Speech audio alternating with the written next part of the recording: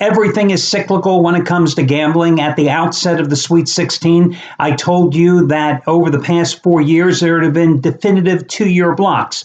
First were the underdogs, definitely ruled the roost, and then the past 2 years where the favorites dominated versus the spread.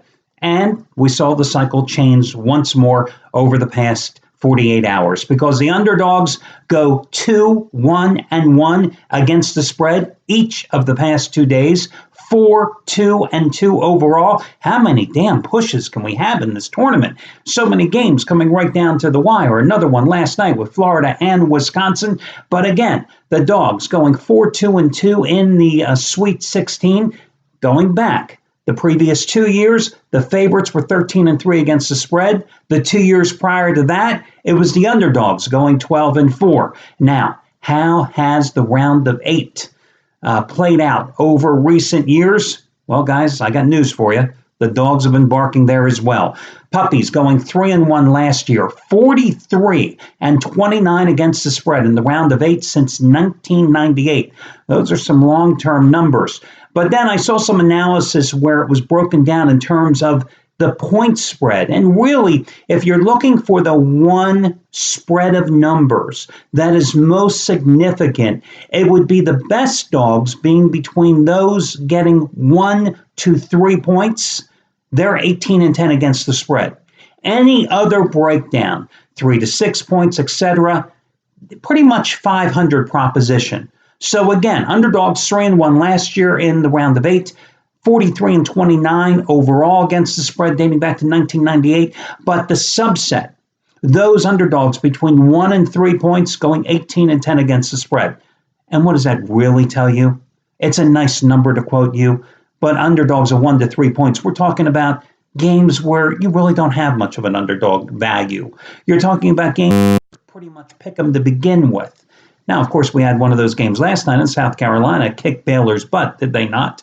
Boy, were the Bears overrated. So that sets the stage for today's game and today's free pick with the game between Xavier and Arizona. By the way, quick props going out once more to Jack Brayman, who did it again last night. He just keeps on winning. What a phenomenal run he has had over the past 6 weeks. And I think pretty much every single one of the plays I have given you as a major discounted release of half price off at minimum. Last night cashing in once more with his third ever $200 play. Props going out to him as he cashed in with Kentucky over UCLA. By the way, I guess you figured it out over the years that, I only discount the guys that are red hot. Those are the plays you want to get at a discount. Really doesn't help me to discount somebody who has lost 17 of the last 22 days. That really doesn't make a lot of sense. It may not be great from a money-making standpoint here at the site, but here's the strategy behind it. I always figure that you discount the hottest handicappers at the site because that's good for you, because these guys are hotter, so you save money. And if they're hot, that means they're winning more than anybody else, which makes you money. And then, again, being a good little capitalist, that means you come back to the site.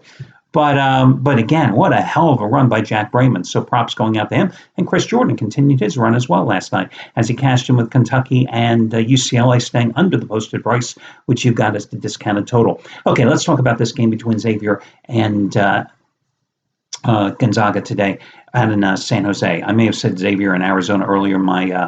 My apologies. Listen, I still have Xavier and Arizona on the brain because in the first week of the dance, I went 3-1 with my 15-dime best bets. And the only loser was Wichita State failing to cover by a half point against Dayton. And one of those winners was Arizona against St. Mary's. So on Thursday, I came out with 15-dime dance winner number 4 out of 5. And I had Arizona laying 7.5 points against Xavier. And I felt pretty damn good with 3 minutes and 45 seconds left to go in that game. And then, of course, you know what happened. Arizona couldn't hit the broadside of the barn. Musketeers closed the game on a 12-2 roll, and they go on to pull the outright upset 73-71 as the 7 to 7.5 point underdog to put them in the position to take on Gonzaga today. How did they win it? Well, listen, obviously they are wearing Cinderella's slipper right now since Michigan is out of the tournament. They have been playing some great ball. This is not the same team that lost went a 6-game stretch with no wins in February. This is a team that has regained its health, regained its focus, and more importantly, is playing with confidence in winning 5 of its last 6 games.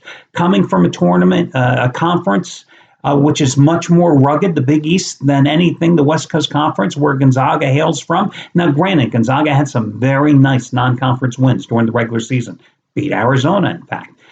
Beat Florida, beat Iowa State, all dance teams. Beat St. Mary's, beat them by double digits 3 times this season. But Gonzaga, the way the Bulldogs have performed in the tournament, nothing to write home about. Remember the first game, South Dakota State, the Jackrabbits were in control in the first half of that game. And Jackrabbits also managed to control the tempo of the game because Gonzaga wants to be able to get out there and run. They want to play at a faster tempo. They averaged over 80 points a game. Jackrabbits were able to slow down the tempo of the game. The second round game against Northwestern. Yes, it was a game that Gonzaga opened up a 20-point lead, but all the turnovers that the Bulldogs committed in that game let Northwestern stay in it, and it was a close game going into the final couple of minutes. And then the other night, what a lousy game to watch. I mean, it was a joke. Every time, hey, somebody took the ball. It's in their hands immediately. It's like the ball came in a player's hands, and the official blew their whistle. 51 fouls called. I think the ball was in the air and the anticipated foul was called. It was just a game that was unwatchable. Gonzaga, point favorite, won ultimately by 3 points against West Virginia because the Mountaineers missed 3 shots at a 3-pointer as the waning seconds of that game clicked off the clock. It was a horrible game. West Virginia's pressure defense, it had some success, but the fact is neither one of those teams could hit the broadside of the barn. And again, Gonzaga couldn't get out the run. Now, I think what's going to happen here is you're going to have overreaction. You're going to see the officials back off in this game and let both teams play a little looser. I don't think that's a bad thing for Xavier. I think that certainly will help because the thing that I think Xavier or Gonzaga needs most in here is to be able to basically mug Xavier's number 1 guy, Blewett, who has just had a tremendous postseason. But the thing that's going to make the difference in this game for me when I analyze it is the effectiveness of the Xavier zone. I probably did, 600 games as a play-by-play analyst, from high school games to college games to NBA and college basketball, summer league games for radio and TV in years when I used to be a reporter and stuff. And the one thing is everybody says, oh, they're going to play the zone. Listen, everybody's familiar with the zone. I don't care if you're from elementary school basketball on up. Everybody has seen the zone. What comes down to the zone is this. It's how well you execute playing the zone and how well you deal with playing against the zone. Xavier and Chris Mack, you saw the clinic he put on with the zone defense against Arizona. After the Wildcats looked like they were going to jump out and take that early lead and take control of that game, he slowed down the tempo of the game. Arizona had the big front line, just like Gonzaga had. Did it make a difference? Because Arizona, veteran, experienced big men, could not get the job done. You have to beat the zone by either shooting the ball effectively outside, which Arizona does not do well, or work the ball inside, which Arizona should have been able to do, but ineffective in doing so. What makes Chris Mack's zone defense so effective is it's a fluid zone. It's constantly changing because he'll throw some man-to-man at you. He'll go 1-3-1. He'll go 2-3. He'll go 1-1-3, when that's kind of a strange zone defense, but he's constantly changing it up. Now, you have a Gonzaga team that can't shoot straight so far in the 3 games of the tournament. You have their best shooter, Nigel Williams-Goss, who is in a miserable shooting slump.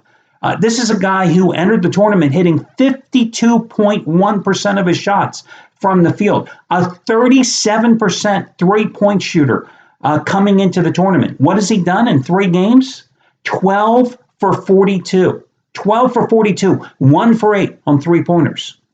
So, I'm looking at this game. Xavier just cost me money the other night. I'm not betting on this game. I think the best bet is the Kansas-Oregon game, personally.